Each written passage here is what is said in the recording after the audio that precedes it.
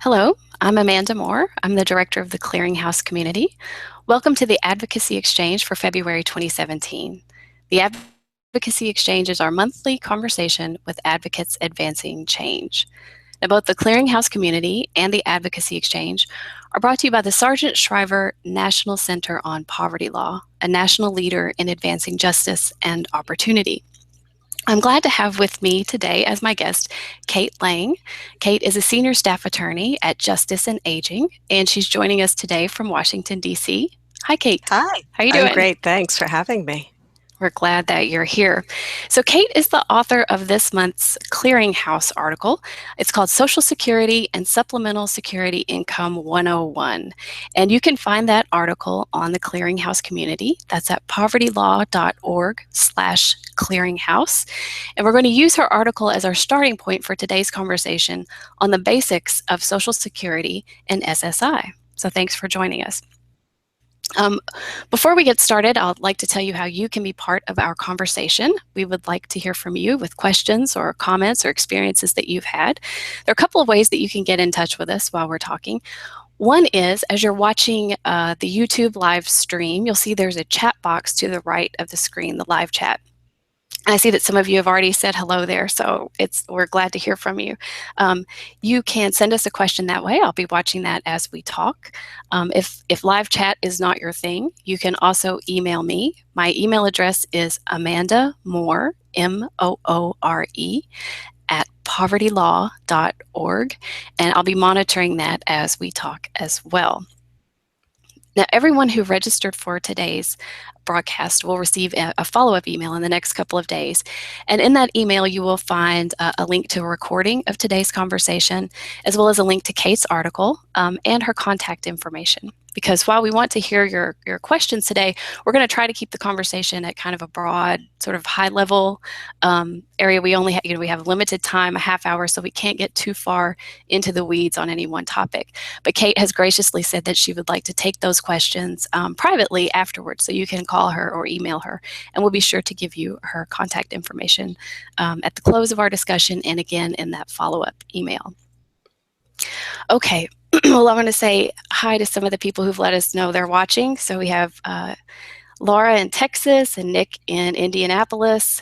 We've got Christine in Buffalo and Caitlin in Stroudsburg, Pennsylvania, and Denise in Idaho Falls, and Peter in Cleveland. So thank you all for saying hello and for joining in today. It's nice when we see such a range of folks around the country. Yeah, that's great. All right, so let's get down to business and talk about the subject at hand. So all attorneys who represent low income or elderly people are going to encounter Social Security or SSI or both at some point, even if they're not primarily a public benefits attorney. For example, I used to work at a LSC program in Eastern Kentucky, and I represented people on environmental and property issues. So pretty much the farthest thing you could find from public benefits, but yet I still all the time was faced with questions or just kind of general information about Social Security and SSI as I talked with my clients. So I would have loved to have had an article like Kate's at that time, and I assume there are others of you out there like me. So let's start just with the basics. So Kate, can you tell us what the fundamental purpose is of each of these two programs? Sure. So both programs pay monthly cash benefits to eligible individuals, and both are administered by the Social Security Administration. But other than having those things in common, they are very different and have very different rules. So it's important to be clear on the difference between them. So Social Security is a social insurance program, and that means that it provides essentially universal coverage for all American workers who pay into Social Security through FICA taxes on their wages. So that we think of those as almost like insurance premiums that people are paying into Social Security. And then when certain events might happen in their lives, like retirement or death or disability, then Social Security pays benefits based on that individual's work history. And Social Security also might provide auxiliary benefits for that worker's dependent family members. SSI, or Supplemental Security Income, on the other hand, is a means-tested program and based on financial need. And it provides cash benefits to people who are either at least age 65 or blind or have a disability. And they must also have very low or no income and limited assets. So they're very different programs, and it's important to keep them in mind as different programs, and be careful with your terminology when talking about them. Frequently, people will say they receive disability benefits when they're receiving SSI, or they might say they receive Social Security benefits when they're receiving SSI, or they might say they receive SSI when they receive disability insurance programs. So the terminology is not used very clearly by beneficiaries or really anybody. So it's very important that just because somebody says they're receiving Social Security doesn't mean they're actually receiving those benefits based on their work history. It might actually be SSI benefits. And there's also a couple other names as well that Social Security goes by. Right. So Social Security also goes by Title II. Because it is in the Title II of the Social Security Act, also sometimes abbreviated as OASDI, which stands for Old Age or Retirement, Survivor and Disability Insurance. Sometimes people will just talk about the disability component of the program as SSDI, Social Security Disability Insurance. And that, I think, is where you get into the most trouble with people confusing SSDI with SSI. There's the D makes a big difference, and they stand for different things. Whereas with SSI, supplemental security income, sometimes that is referred to as Title 16 because it is the part of the statute where SSI is covered is in Title 16 of the Social Security Act. So you can see they're in completely different parts of the Social Security Act. So that's like that fundamental difference between them starts at the statutory level and continues all through both programs. I think it's important to recognize that there are almost 3 million people who receive both. Right, so there are almost 3 million concurrent beneficiaries. Usually they're receiving a small amount of Social Security benefits because they have a history of low wage work, or kind of an intermittent work history, so they don't receive a lot of Social Security benefits based on that work history. So then they might also receive SSI as a supplement to those low Social Security benefits to bring them up to the SSI level. Well, thank you. We had a couple more people say hello. We have Anne in Los Angeles and Joanne in Los Angeles as well. So Great. Thanks for tuning in from California. You mentioned this a little bit in your sort of broad intro, so I kind of want to speak into a little bit more detail about it, about whom these programs cover. So let's take them in turn. So we'll start with Social Security and the different groups of people who are covered by Social Security benefits. So with Social Security, since it is a social insurance program based on somebody's work history, you always want to ask yourself, is this individual the worker, right? Is this the wage earner collecting benefits on their own work history? So the wage earner must be entitled to receive retirement or disability benefits if any other family members are going to be receiving auxiliary benefits based on that wage earner's work history.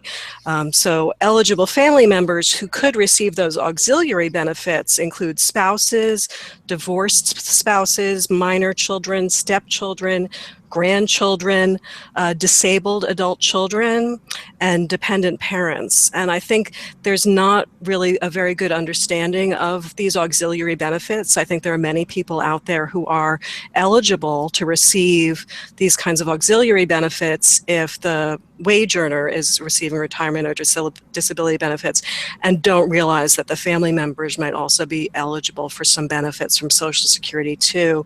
And Social Security doesn't really do a very good job of explaining what family members might be eligible for those benefits. So I think there are a lot of people out there missing out on benefits that they might be collecting from Social Security. Survivor benefits are for dependents of a deceased worker. So that includes their spouse or a divorced spouse over age 60 or over age 50 with a disability, minor children, surviving spouses caring for children under age 16, and again, disabled adult children.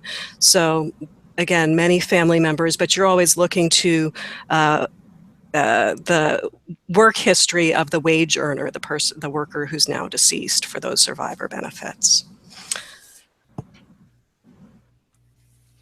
And as far as, let's turn now to SSI, do those categories apply to SSI as well, or is it a different structure? No, SSI is completely different.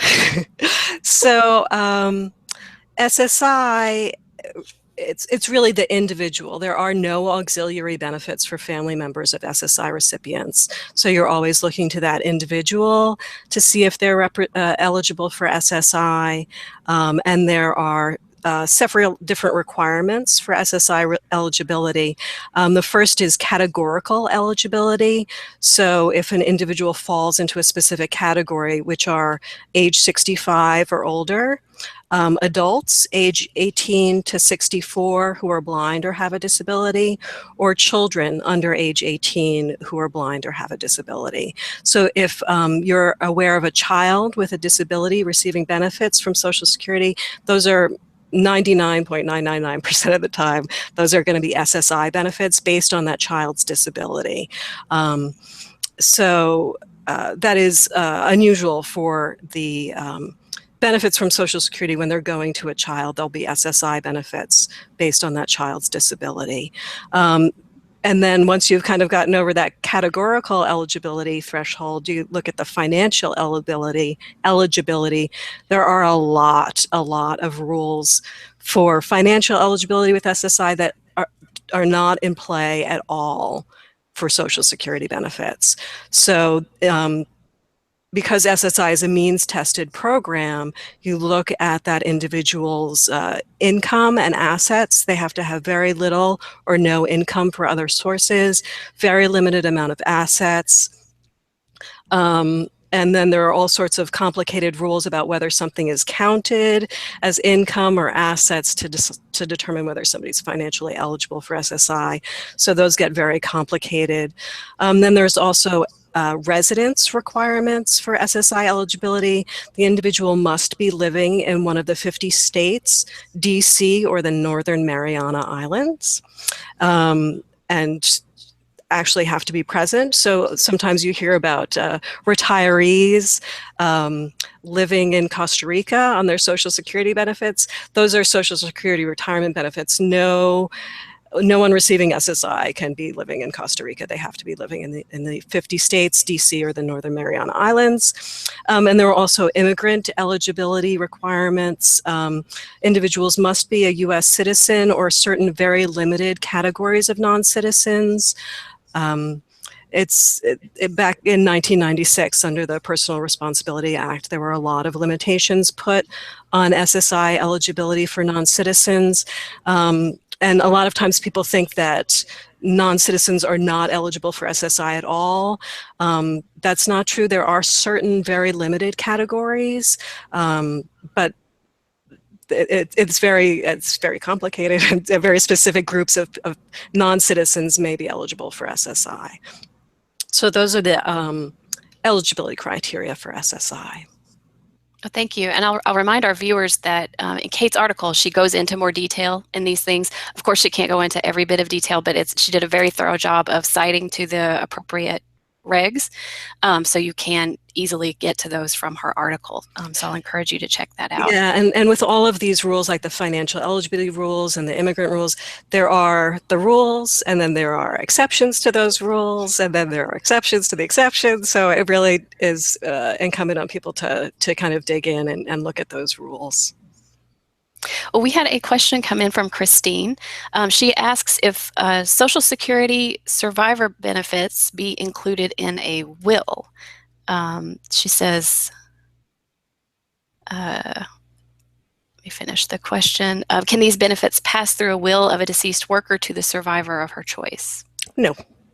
All Short right. answer is no, right? That it's set out in the statute as to who is eligible for those survivor benefits, and yeah, They have to come straight from SSA then, right. from the It's administration. it's the process of the Social Security, and you have to apply to them. It's not like something that would happen through a court proceeding or whatever. You would have to go into Social Security to apply.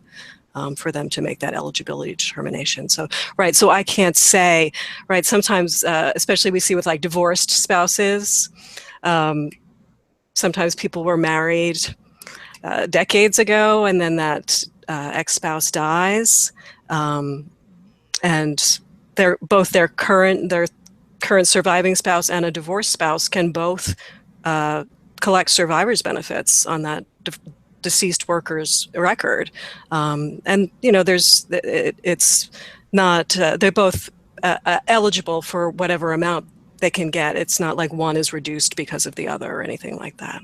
But that deceased worker has no say over who's eligible for those benefits. Right. Well, I want to turn to how these two programs are connected to health insurance, particularly to Medicare and Medicaid. Can you explain what the relationship is there? Yeah, so SSI is pretty closely linked to Medicaid eligibility, since these are both means-tested programs for low-income people. In most states, 40 states and DC, if you're eligible for SSI, you're going to be automatically eligible for Medicaid.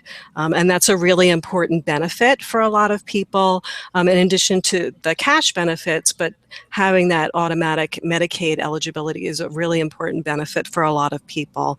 There are still 10 states called 209B states where individuals still have to go through that state's Medicaid eligibility determination process to get Medicaid. It's not automatic if they're on SSI that they would automatically be eligible for Medicaid. Social Security is less closely linked to Medicare eligibility. Medicare is also a social insurance program that we pay into with the payroll taxes. But because individuals can claim Social Security retirement benefits beginning at age 62 with early retirement benefits and really wait for years later to claim, there's not as a close link because Medicare eligibility, that age is still pegged to 65, regardless of when an individual begins to collect their Social Security retirement benefits. So they're not as closely pegged. So just because you're receiving Social Security retirement doesn't mean you're automatically going to be receiving Medicare. Individuals who receive Social Security disability insurance benefits have to wait for 24 months after they start those benefits before they're eligible for Medicare. And that is really tough, right? These are obviously people with medical conditions, severe medical problems that keep them from working, and they're not eligible for Medicare. And usually, in many states, the amount of benefits they receive puts them over the Medicaid eligibility level. So they may well be without health insurance coverage from Medicare or Medicaid during that initial 24-month waiting period, which is, yeah, it's a very serious problem. And for people receiving at any time Social Security benefits, if they're on Medicare, those monthly Medicare premiums are usually automatically deducted from their Social Security benefits. So that part of Medicare, the kind of the payment of the monthly premiums is administered by the Social Security Administration. So there is that link between Social Security and Medicare. Now, both of the programs also cover people with disabilities. They have provisions there. What's the difference? Are the standards for being considered disabled the same under both programs? Yeah, so the disability standard is the same. To qualify for Social Security disability insurance benefits, in general, an individual has to have a sufficient work history to both be fully insured, which is 40 quarters of qualifying work, and be disability insured, which means you've worked 20 you have 20 of the most recent 40 quarters have qualified work. So there are special rules for those for people under age 31, but in generally there's a lot of concern about an individual's work history, whether they're insured for disability insurance benefits. People receiving for SSI, obviously it's not connected to your work history, so they don't have this concern about your quarters of work. But for both programs, the Social Security Act defines disability as the inability to engage in any substantial gainful activity, which is a certain level of income from work, by reason of any medically determinable physical or mental impairment, which can be expected to result in death, or which has lasted or can be expected to last for at least a continuous period of at least 12 months. So that's what it says in the Social Security Act, and the Social Security Administration has adopted a 5-step sequential evaluation process to determine if somebody meets that disability standard. And it is a very high standard. It's a higher standard than for private disability insurance that people might get through their employer. People might be familiar with from disability benefits from the Veterans Administration, so they don't match up. So people might be getting disability benefits from the VA, but not be eligible for disability insurance benefits from Social Security. And it is a very difficult standard to reach. I think it's, at this point, maybe of all the people that apply, a little bit less than 40% are successful in their applications after going through all the levels of appeal. And as I mentioned before, SSI benefits are available for children with a disability, and those under age 18, there's a separate SSI disability determination process for those children, since we don't expect them to work, right? It doesn't make sense to talk about substantial gainful activity for children since we don't expect them to work. And the disability standard for adults is based on that ability to engage in paid work. Well, speaking of SSI and disabled children, we had a question come in from Nicole in Pennsylvania. She wants to know who the proper recipient is of SSI checks on behalf of a disabled child if the parents share custody. So if one parent learns, and if this is too, and I will remind you, you can take your pass, so I'll answer this later through email. But she was wondering about if one's improperly receiving, does the other one have an obligation to report it, and that sort of thing. So if that's a question better left to a specific answer, Nicole, I can pass your question on to Kate afterwards. Yeah, so I will say that for a child, children under age 18, they have to have a representative payee. So children cannot receive their benefits directly. Right, 9 times out of 10, that representative payee is going to be the child's parent. And it's a matter of that parent submitting an application to Social Security to be the representative payee. And most of the time, Social Security just says yes. When you get into when the parents are not in the same household, who has custody, who has, oh man, yeah, that's... Yeah, you've kind of taken 2 complicated bodies of law and mashed them together. Yeah, so those kind of custody disputes over who has control over the child, who should be getting the money, those get really ugly really fast, and really Social Security does not want to get in there and figure out that stuff. So the parents are not obligated to report if they think the other parent is not using the money for the child's benefit.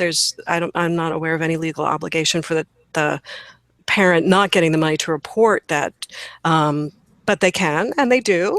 And then Social Security is supposed to investigate that. But Social Security is really not, especially the workers in the local office, are not a law enforcement agency. They don't see themselves as investigators. So, yeah, it's Yeah, I know those are very ugly situations, and they do happen. But some adult does have to be the representative payee for a child. Yeah. All right, well, Nicole, thank you for your question. Yeah. One thing that the two programs do have in common, because they both are run through the Social Security Administration, they have a common decision and appeals process. And you touch on that. It's a four-step process in your article. I wonder if you could briefly tell us what those steps are of the decision and appeal process. Sure. So the first level is the initial determination, and that's usually made at the local office, except for disability determinations that are made by the state disability determination service. If you disagree with that initial determination, the first appeal level is a request for reconsideration. And that step also takes place at the local office, or for some Title II OASDI issues, it's handled by a regional program center or payment center. And again, in the case of disability determinations, it's going to be handled by the State Disability Determination Service. If you disagree with the result of the request for reconsideration, the next level of appeal is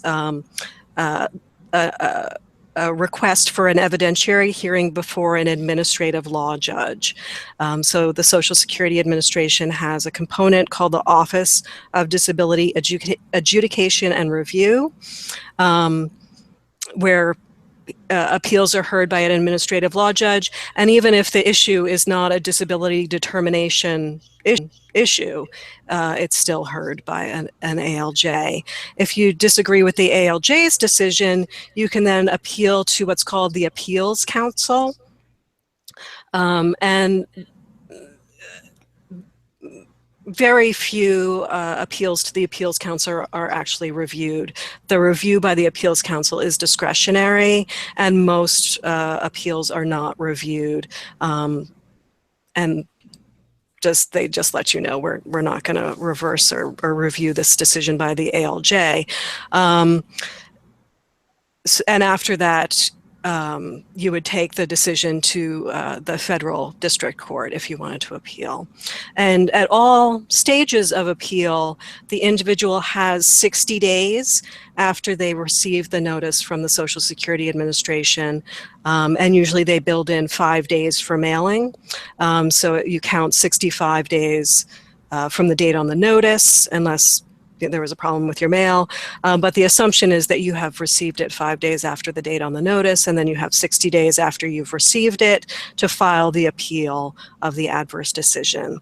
And for this 60 plus 5 day deadline, there's always a good cause excuse, right? If there is a reason why you've missed that deadline, it's spelled out in the Code of Federal Regulations. They're actually quite good cause exceptions for individuals who have missed those appeal deadlines.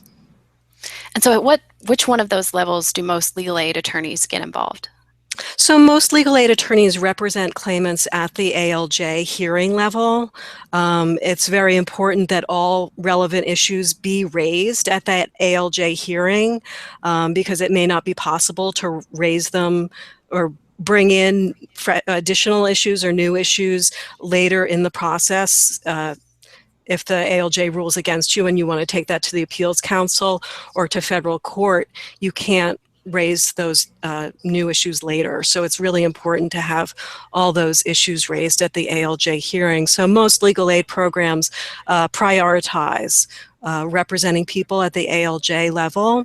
I will say, we think it's important that legal aid attorneys also represent SSI recipients at the reconsideration level at the local office, particularly on post-eligibility actions by Social Security, such as when an individual gets a notice that their benefits are going to be reduced or suspended, or there's an overpayment of benefits.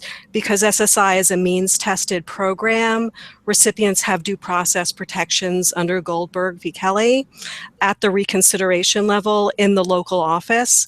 And if they're not represented, those protections are really not enforced at the local office. So we really want to encourage local legal aid programs to think about not turning people away when they're at the reconsideration level. And sometimes programs will say, well, come back to us when you get to the ALJ level, and those folks never get out of the local office if those rights aren't enforced. So we want to encourage programs to consider taking on those cases at the reconsideration level.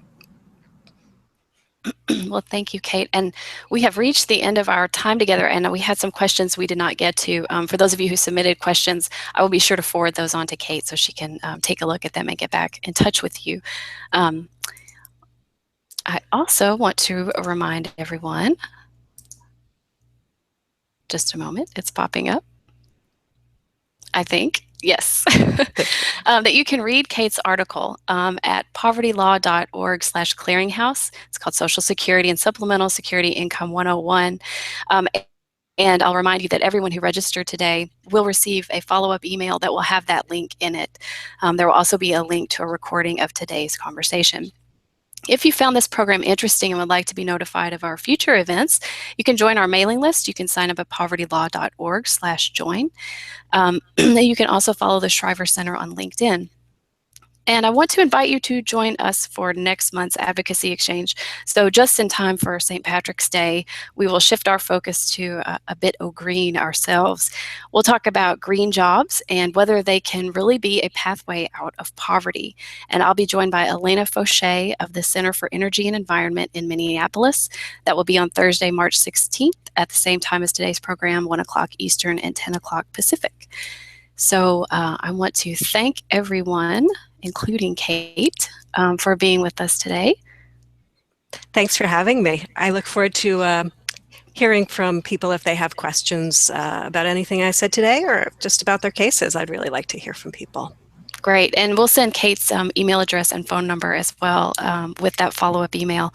And we hope that you will join us for next month. And until then, remember that you are not alone out there. Thank you.